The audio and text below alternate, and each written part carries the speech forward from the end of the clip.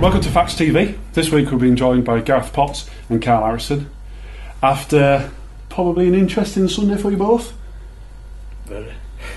I mean, Kingston Press, obviously you must have done something right. Was it the try at the end, do you think? Or the try saver? Because everybody seems to be talking about the try saver. It was missing off the highlights, but people wanted it on there. I think it was a bit of both, really. It was just part of your job description as a winger. You've got all that backfield's all your area, so whether it's kick returns or making the tackles or scoring of the points, it's all part of your job. So just one of them things that I managed to get to in, as it happened in quite a vital part of the game, and gave us a bit of a kick up for the second half, and we managed to turn it round. But it was just how the game panned out, and just had to get there and make that tackle, really, and it was just one of them things. And if we're going to be honest, Casey kicked the ball. Was it a case of you know what he was doing, or was it a case of bloody hell, I better run?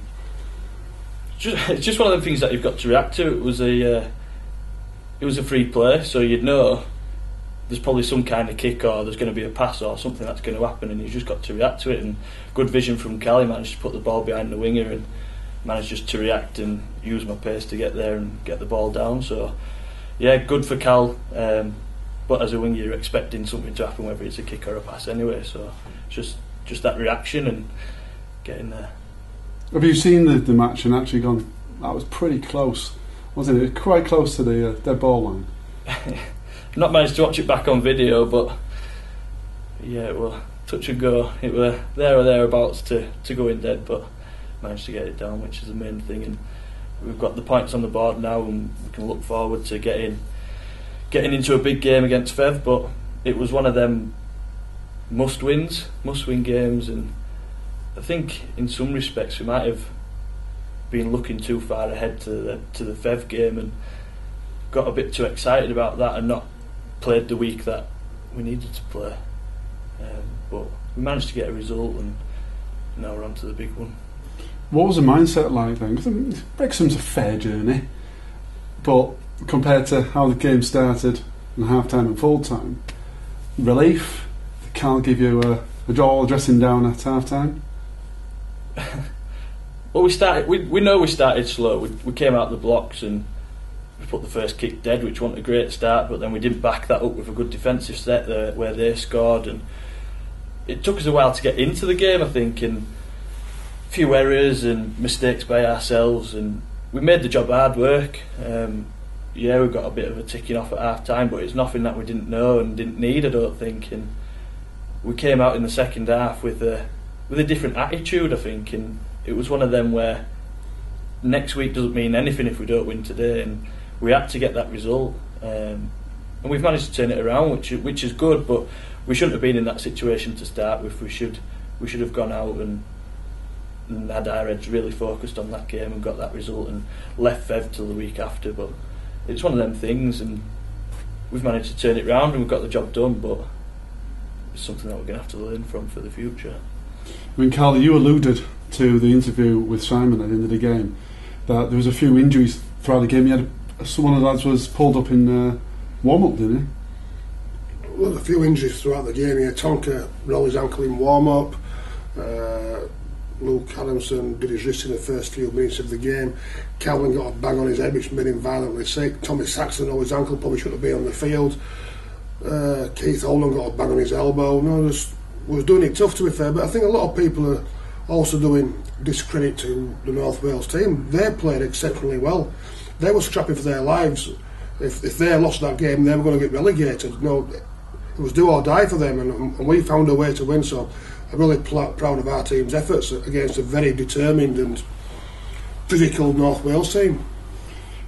Did it ever get to the point, the second half, we rallied, we got to 16-all, but they took what seems like a very early drop goal. Was that do you think the window, or do you think we just had a good opportunity then for Gareth to score? Well, they were playing to the wind, so and they'd not had a great deal of field position in the second half. We restricted their meterage, so they probably thought it was the right time. But what happened with 10 minutes left when they got the drop goal? It gave us field position again to build pressure, and that's what happened. And I think Gareth's doing himself injustice as well. But if you clearly watch back on video, Gareth's pointing to where he wants Callum to kick the ball, and it's a great play by Callum Casey, great vision and great skill under pressure, and they should be real proud, both Callum and Potts, for coming up there and play like that. If I could ask you to go look back a couple of weeks, you came back from injury, you got put in at full-back, and then Fieldy's come back, but you've managed to keep your position, and if anything, you've pushed a former international out of the way. How's that feel for your preparation? Does it put more pressure on you to say, I want to keep this position? We alluded off air that you didn't play the grand final for Batley last year, and we've got a very big game this Sunday. And I mean, I don't know what the team selection is like for this weekend, but you got an award from the sponsors of the league, so it must feel good, surely.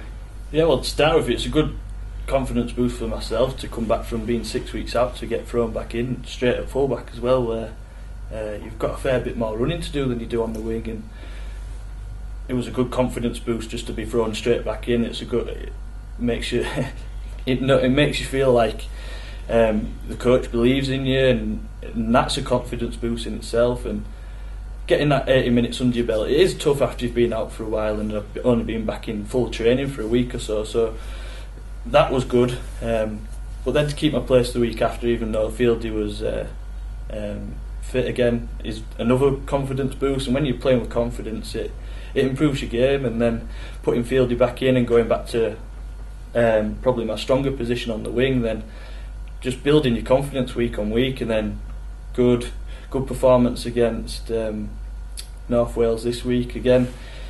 Not necessarily getting all plaudits and stuff for a decent performance, but that's also another confidence boost.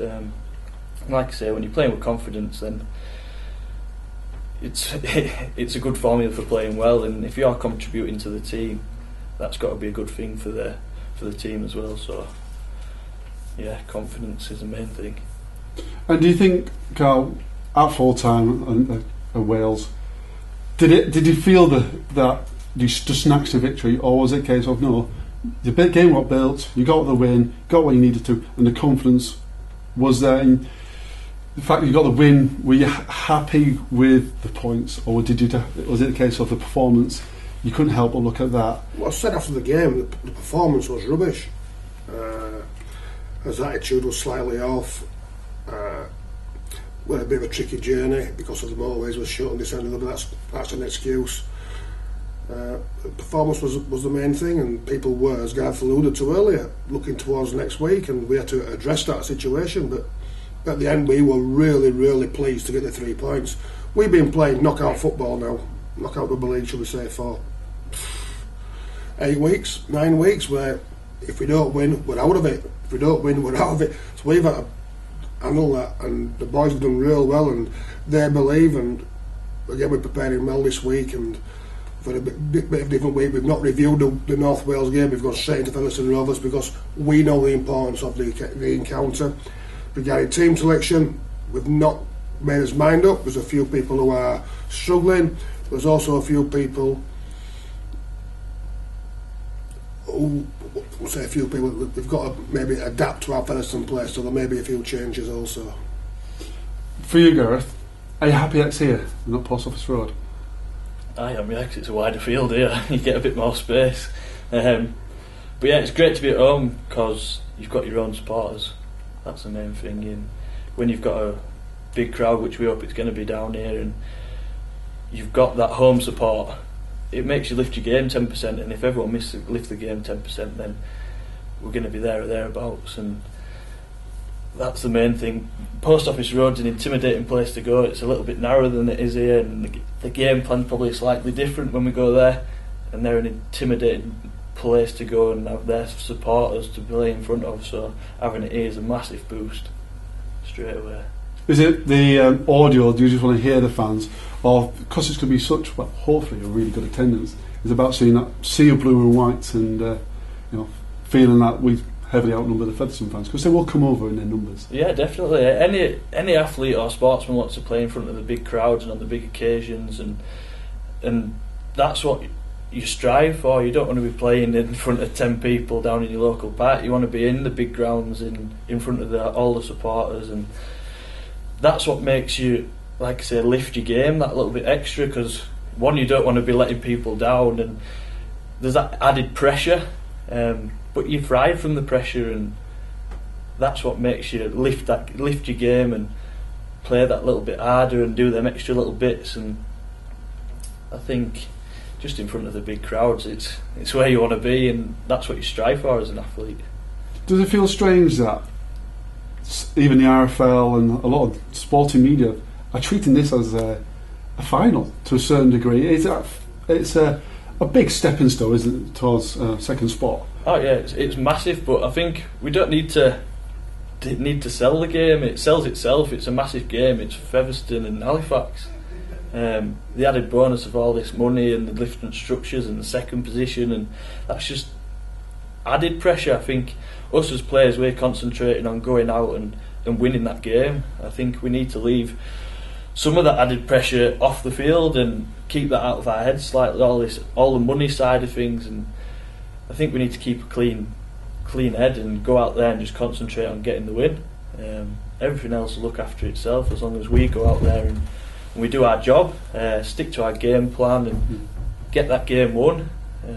But if we're all thinking about all the money and next year and second place and stuff, there's other things that can get in your head and turn your head a little bit. We need to make sure that when it comes to 3 o'clock on Sunday, we know exactly what we've got to do for our game plan. We know exactly what each individual's got to do within the team, and we know exactly what we need to go and do to go beat Featherstone this week. And second place and the money and everything else will look after itself if we're bob on that Sunday.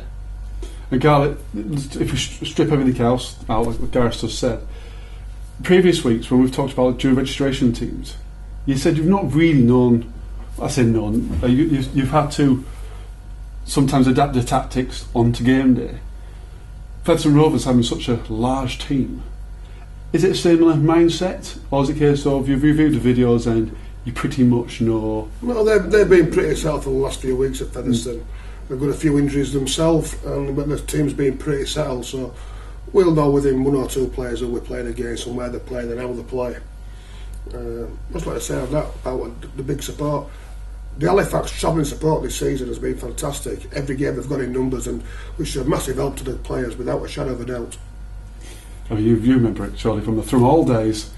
Do it be nice? Because I mean, we know through the club that quite a few were fans from quite far are coming to the game.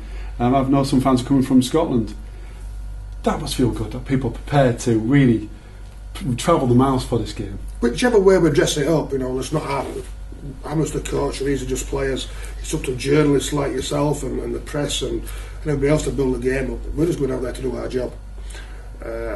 What will be will be. All I can say is we will be ready and make the best team win. And that's a war cry if I've ever heard it. Chaps, very, very big good luck from Fax TV for Sunday. Thank you. And hopefully we'll be speaking to you after with 3 points. Thanks, guys. Cheers.